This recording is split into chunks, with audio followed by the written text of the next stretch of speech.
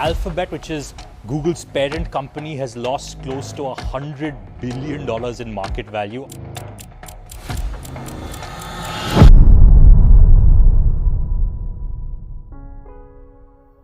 In 2023, Google launched its own AI chatbot, Bard, to combat OpenAI's ChatGPT. At the time, ChatGPT was a major threat to Google's core search business, but Bard wasn't even close. It failed in live demos, hallucinated wrong answers, and famously even advised users to eat rocks. This wasn't just an embarrassment, it was a $100 billion blunder that wiped off 10% of Google's market cap. While Silicon Valley startups like OpenAI and Anthropic were growing at the speed of light, Google was crawling. The world declared Google dead. But while everybody was watching the sprint, Google was preparing for the marathon. In 2024, they killed Bard and launched Gemini and completely flipped the script. There's a moment in every tech company's life when the alarm bells start ringing. For Google, that moment came in 2022. A chatbot took over the internet. It was called ChatGPT. Artificial intelligence took the world by storm. Google was lagging behind. It marked what many would call code red in the company. Fast forward to 3 years later, and the story has flipped. Today, OpenAI is the one hitting the panic button. CEO Sam Altman has issued his own code red. Google didn't just catch up, they hijacked the AI race, using the one thing that Silicon Valley startups cannot buy, which is distribution. Today, we are going to look at how Google used distribution as a superpower, executing a Trojan Horse strategy to make everybody a user of its AI products without them even realizing. Before we begin, you need to know an irony.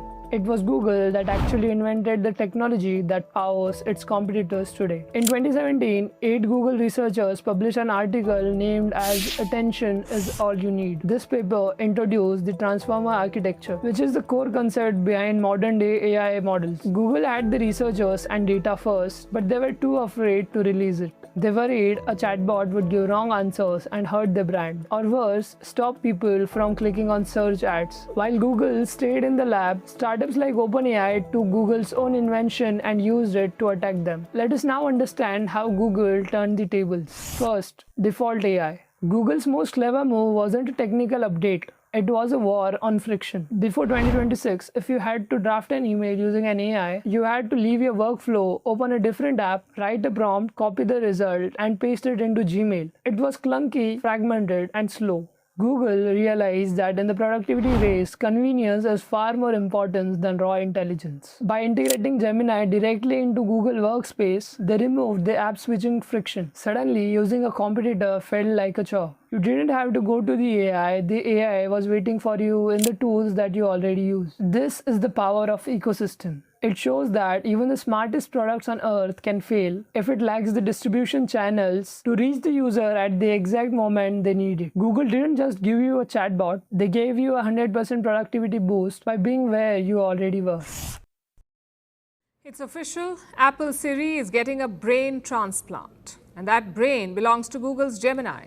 The two companies are coming together in a multi-year deal. Google's Gemini will power Apple's Siri. On January 12, 2026, the AI race changed forever. Apple, which was struggling with an internal AI model, finally admitted defeat. To save Siri, Tim Cook bypassed OpenAI and signed a massive multi-year deal with Google, the cost of which is estimated $1 billion annually. In exchange, Apple is about to replace ChatGPT integration with a custom Gemini model. This move will eventually terminate OpenAI's first mover advantage on the iPhone. While ChatGPT will remain as an optional plugin, Gemini is now going to be the native brain behind Siri's deep reasoning from 2026 iOS updates. But how can Google afford to power AI for billions of users while startups like OpenAI are burning through cash? Well, the secret isn't software, it is silicon. While the rest of the world fights over expensive NVIDIA GPUs, Google has a cheat code called the TPU, or Tensor Processing Units. These are custom-built chips designed for one thing: making AI move at light speed. Because Google owns the factory, they do not have to pay the NVIDIA tax.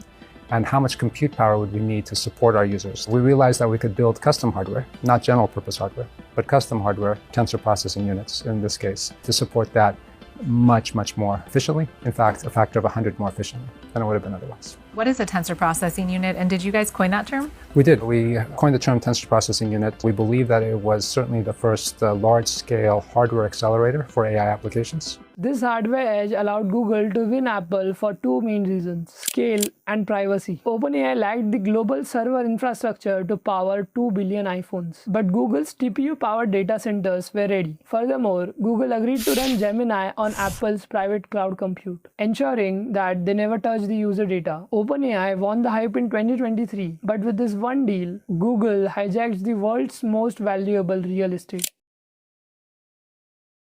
So let's begin with our big story. This Reliance and Jio.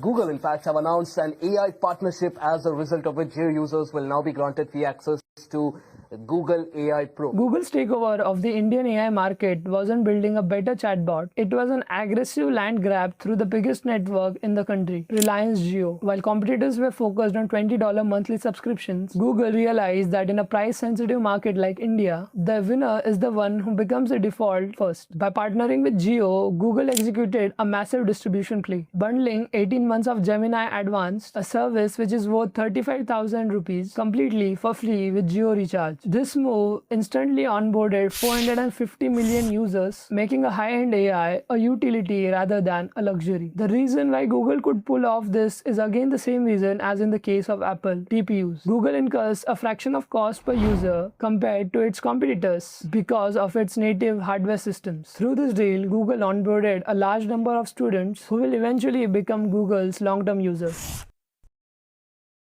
New AI mode in Google search. ये iconic Bollywood pose सही लग रहा है, इसको perfect कैसे करें?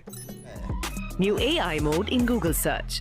Team में नया जेंजी बैट्समैन आया है, उससे बात कैसे करें? New AI mode in Google search. The IPL isn't just a cricket tournament, it is one of the most powerful distribution channels in India. In 2026 season alone, it reached over 500 million viewers in just a month, nearly one-third of the population of India. Google realized that in order to win the AI race, they don't have to explain the tech. They needed to attach it to the country's biggest emotion. By signing a 270 crore rupees deal with BCCI, Google launched its AI search mode, transforming the way fans interact with the game. The strategy was simple: capture the second screen. While fans watch the match on TV, they're constantly on their phones checking the stats. Google embedded Gemini directly into their search bar, allowing users to enter a conversational AI mode to ask complex questions like, what is the probability of a chase if the required run rate crosses 12? Or how does this bowler perform against left-handers in their throws? By doing this, Google turned AI from a scary corporate concept into a tool for winning arguments with friends. They didn't ask the users to change their behavior, they just upgraded a habit people already had. While competitors are still trying to figure out the use case for AI, Google has already integrated Gemini into the living rooms of 500 million people.